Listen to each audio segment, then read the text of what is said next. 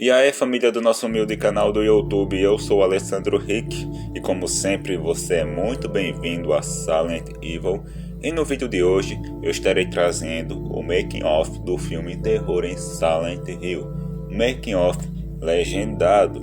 Mas antes de dar início, eu gostaria de dizer que não fui eu quem o traduziu, quem o legendou. Foi uma outra pessoa de outro canal do YouTube que, por motivos eu não sei dizer os quais, excluiu o vídeo. O making of ele tem 57 minutos, então é um making of bem completo. Aí eu conversei com a pessoa, vou deixar o link do canal dessa pessoa aí na descrição e também fixado no vídeo para dar os devidos créditos e também para não deixar esse vídeo morrer. Porque imagine então o trabalho que deve ter dado para essa garota traduzir, legendar todo o vídeo, e ainda mais um vídeo de 57 minutos, então um trabalho astronômico. Então eu espero que vocês gostem desse vídeo, está muito bem, dá para ler sem ter que pausar, dá para ler tranquilo as legendas, beleza? Então é isso, sem mais enrolação, sem mais delongas, vamos partir para o vídeo.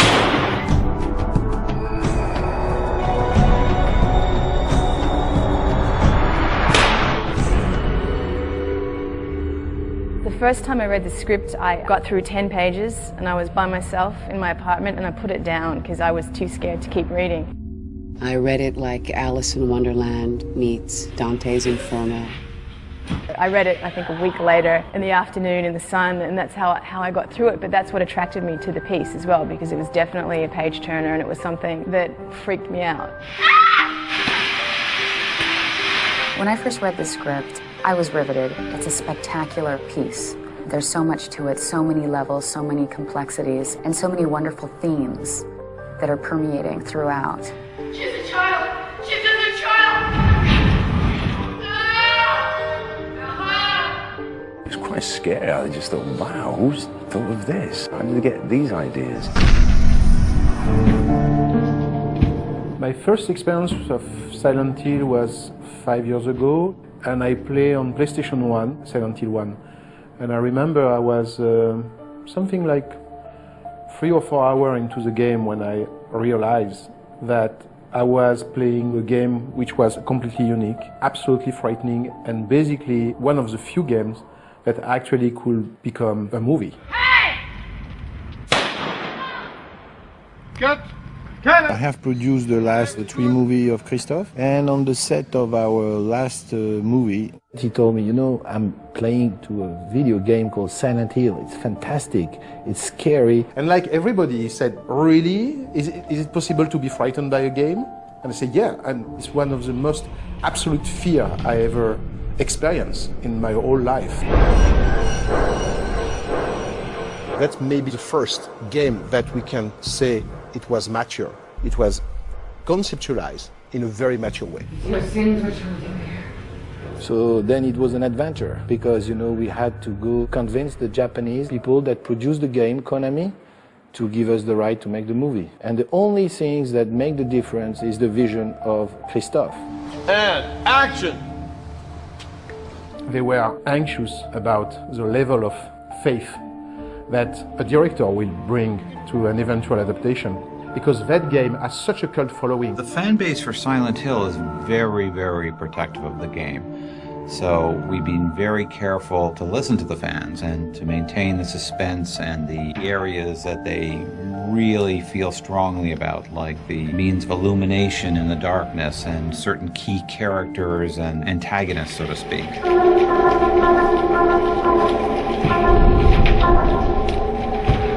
He has a very surrealist sort of vision of the game, and the game itself sort of explores the boundaries of reality, and that's what the film does. The game of Silent Hill is an experience. Silent Hill exists by itself. It has no equivalent. It's something frightening, it's something disturbing, it's something very beautiful. It's not only about fear, it's about emotion. There is not so many games that make you cry. Stop this! She's just a little girl! Weep not for the demon! I never adapted a game before, and I realized when I was doing that it was completely different. When you're adapting a game, you're adapting something that actually you have lived for real. You have the feeling to have been there and bring back some truth about what was the experience to face that adventure. And the story is basically a background. And what was important in the idea to do a movie is bring back in the foreground that background story. So that was the most important challenge. Rose! When Christoph was setting out to make this film, he and Sammy called me up. And so I came in, and next thing I knew, it was, what if we were to do this? And Christoph was, what if we reinvented the wheel? And such began, a multi-month process of hammering out a first draft. Whenever I approach anything to adapt, you have to be willing to completely disassemble it and to create something new. The one element that you must remain true to is the spirit of the material. If you're not true to the spirit of the material, then you've completely lost.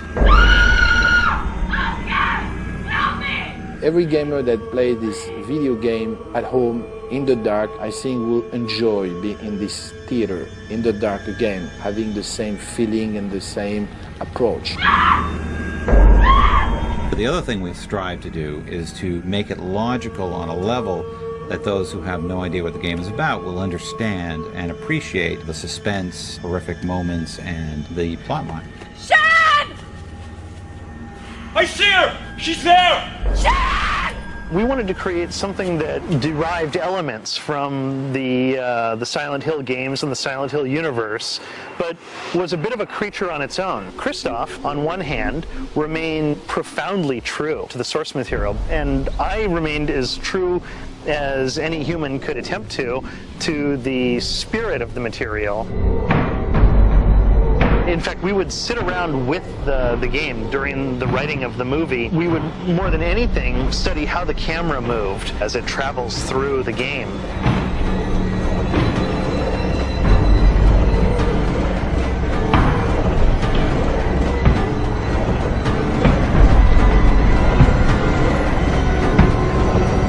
We kept a number of elements from the game and created sort of a composite. These games are very frightening because the characters are very emotional, and basically they are very vulnerable.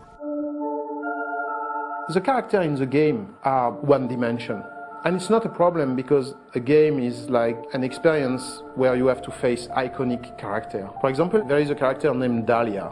If we want to transpose her on the paper, we understand that she has not enough depth for an actor or for an actress. We decide to make her much more gray than black, and that's what we try to do with the different characters of Silent Hill.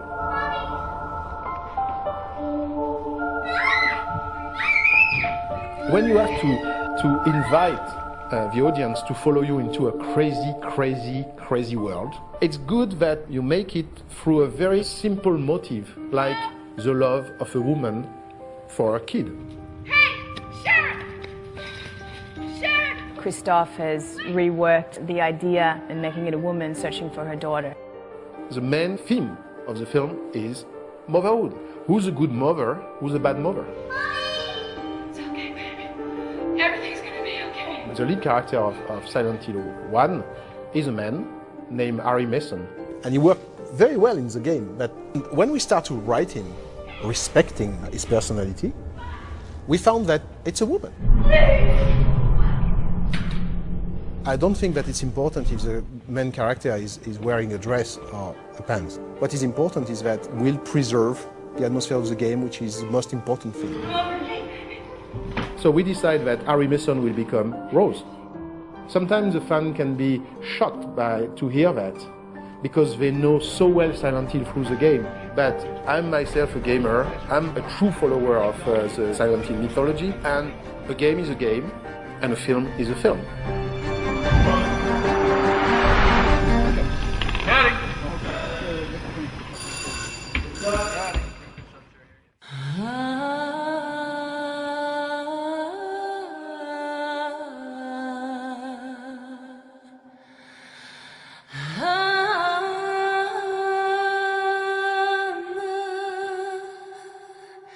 I think what's really exciting about this movie is the cast.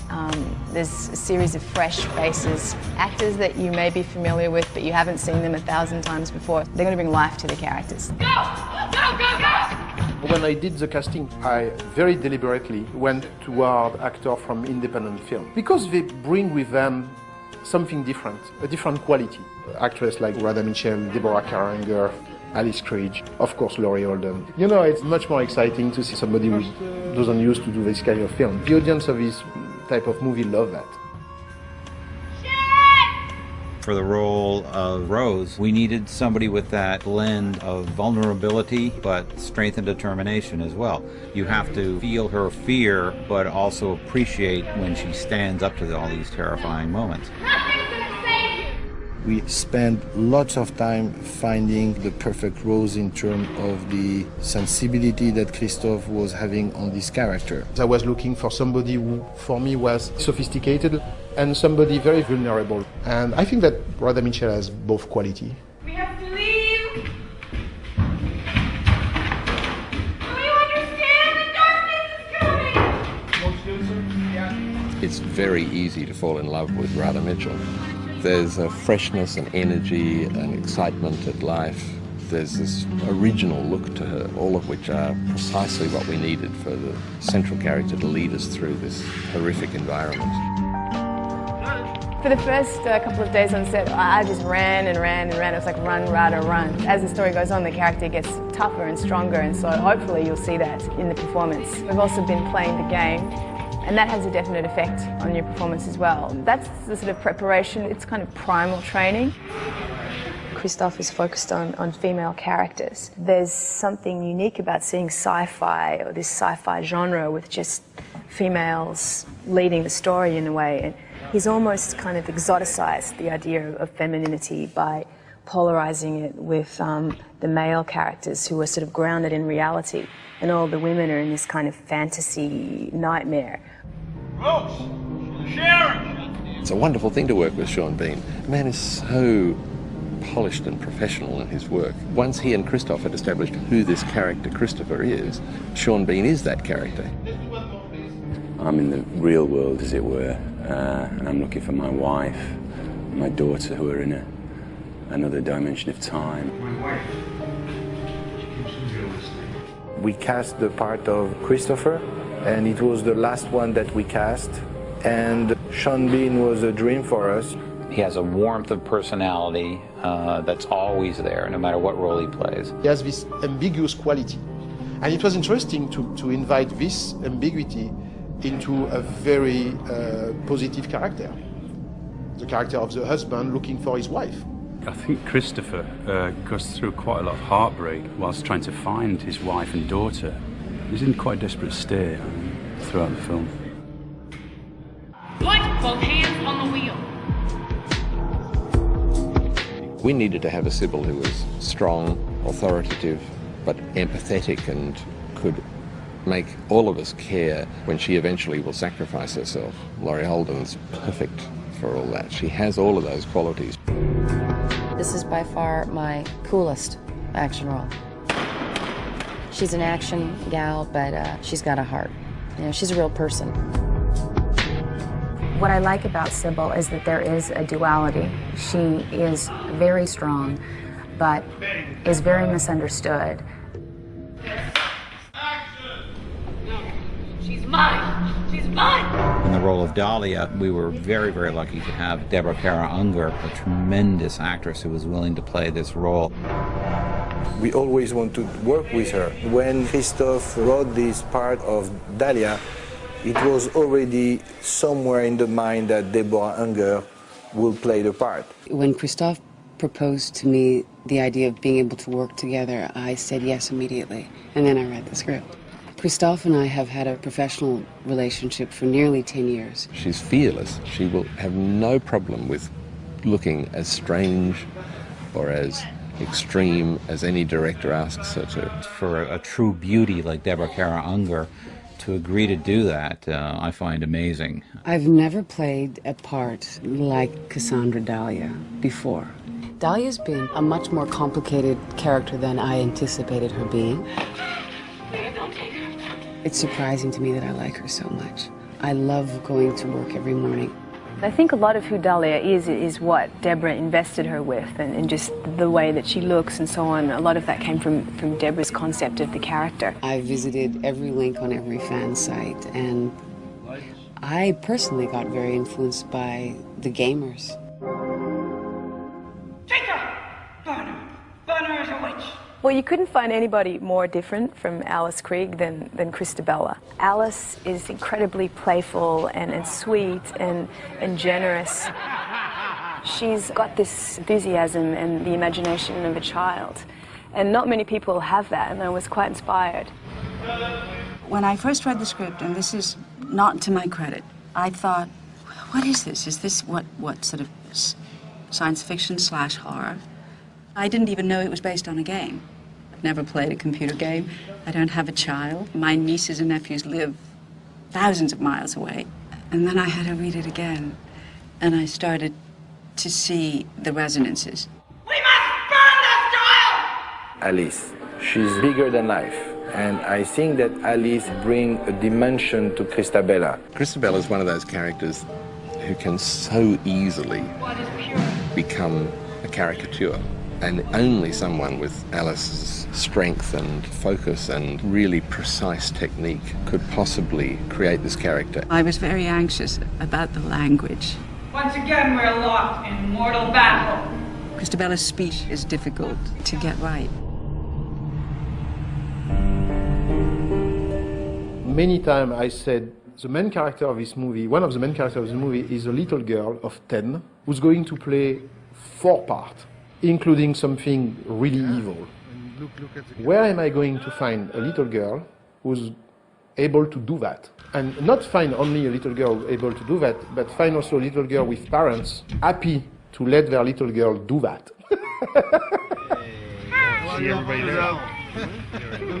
When I first met Christoph, we were in the production office, and he said that at first he was worried that he wouldn't be able to find someone to play all 3 characters that were so strange.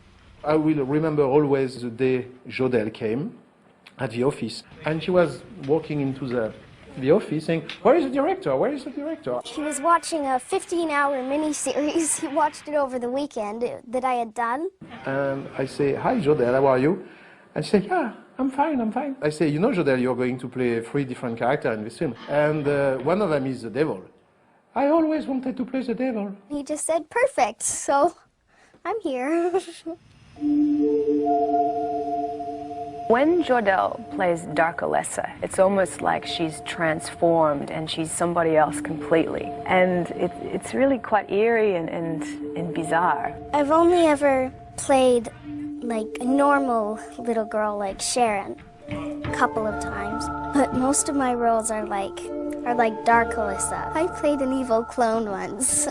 And I don't know how this delightful little gem who likes pink can so easily grasp terrifying moments and then cut and crack a silly little girl joke. She steals every frame. I think she's somebody that's going to go very far into the cinema. Feel the resistance into your arm. To watch these transformations in these women has been very, very fun, and all of the characters are so distinct. It's certainly a female-driven piece, which is a delight. It creates a very playful environment where we all have clearly different things to offer each other as characters and, of course, as individuals. Every day everybody's been challenged and everybody's been really pushing their limits and doing the best work that they can and taking everything very seriously and really putting their heart into it. Really, there's a lot of love in it, and as much as it's a kind of dark, dark story, there's a lot of love behind the making of this story.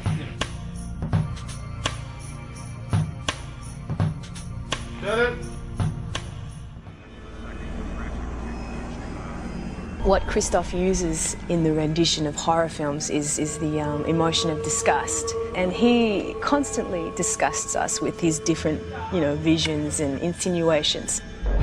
Normally, horror films are about confined space. It's about a house, a castle. It's very, very rarely more than that. For Silent Hill, we have to deal with a complete town. We basically have created the entire town of Silent Hill, which is completely deserted, covered in ash, and occasionally consumed by the most malevolent spirits imaginable. It's been such a gift. We actually have this wonderful atmosphere and these sets that just really set the stage for us to play.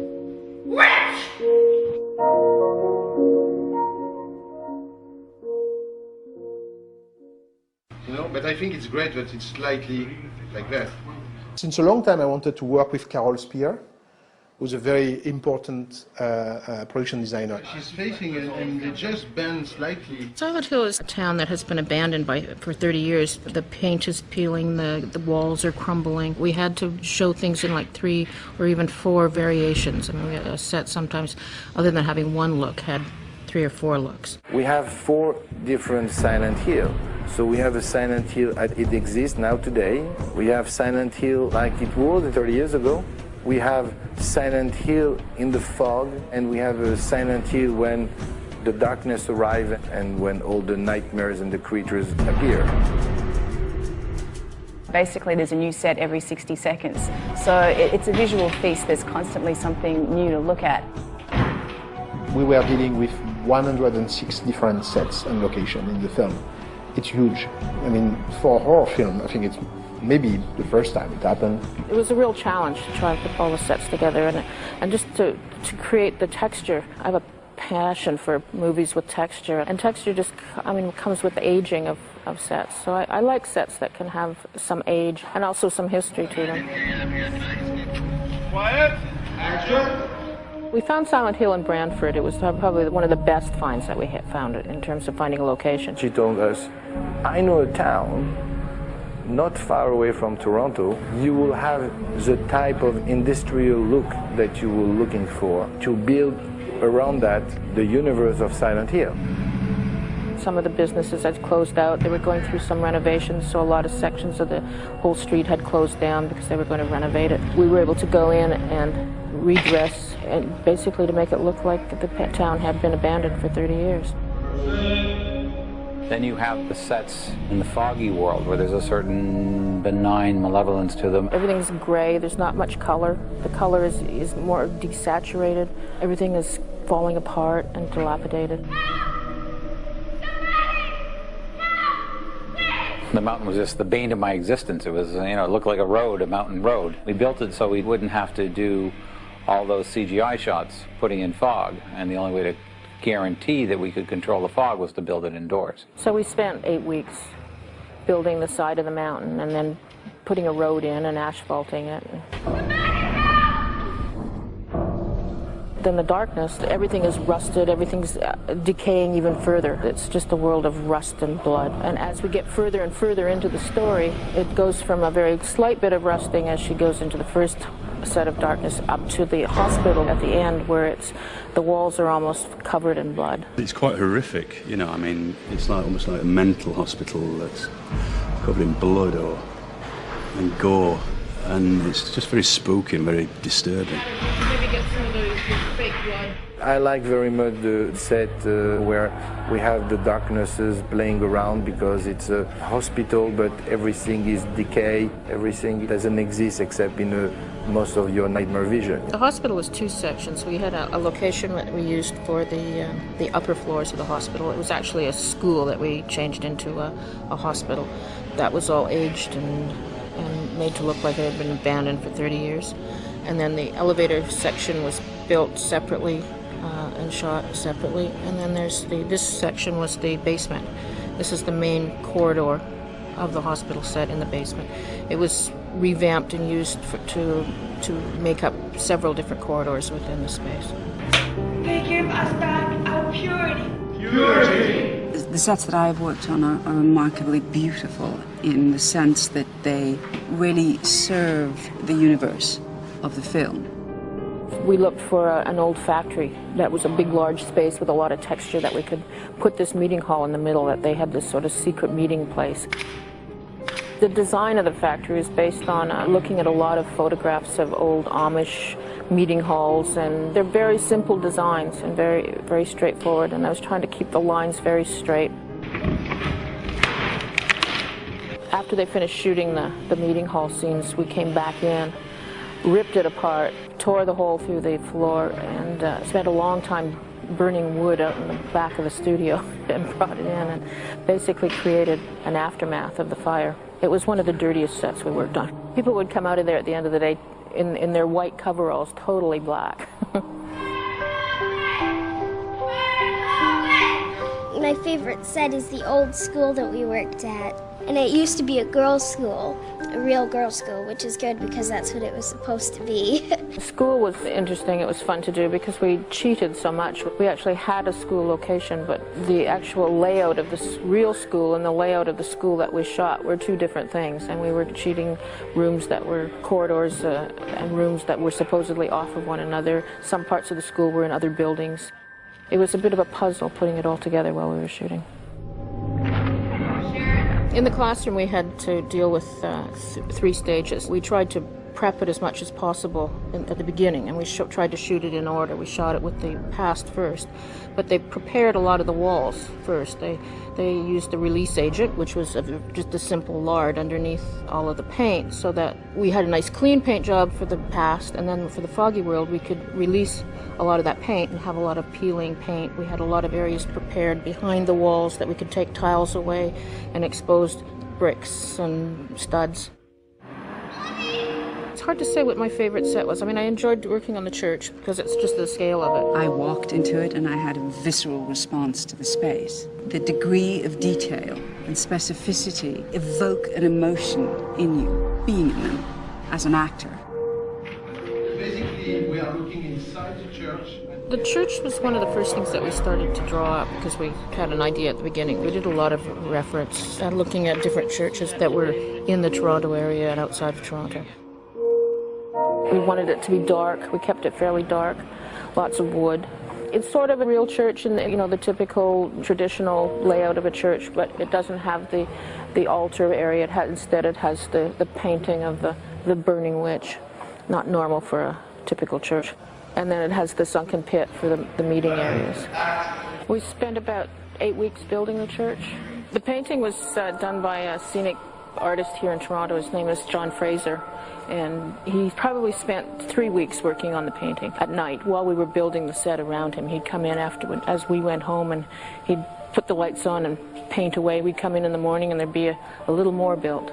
We actually took pictures of some of the art department people in some of the costumes of the and painted them into the painting. You probably wouldn't be able to pick them out, but there are a few art department people in there. We used Deborah as the guide for the painting. We didn't want it to be Dahlia, but we wanted it to look like it could have been an ancestor of Dahlia's or Christabella's. The ladders were based on a design that we found. It was an old German etching of a witch burning. We decided to hang the miners from the ceiling in the church after seeing photographs of how miners in actual coal mines would store their gear on pulley systems as they came up out of the mines. They would have baskets with their masks and their work clothes in it. So we thought it was an interesting idea and decided to store all of our miners' costumes in the church this way. Action! Then we tried to find the exterior of the church, and we looked at a lot of different churches just for our look at the church because we didn't really want it to look too Christian. We wanted it to have a very distinctive look. Consequently, we ended up settling on not a real church, but the actual facade of a Masonic temple. And the stairs leading up to the church, we had tried to find locations for it, but we just couldn't find what we wanted. So we built in the studio a set of stairs that we then composited the church at the top of the stairs, and then we put the face of the church on the outside of our interior set. I think people are going to be surprised. People are going to be surprised by the scale of the film. And I hope that it will help to redefine a new kind of horror film.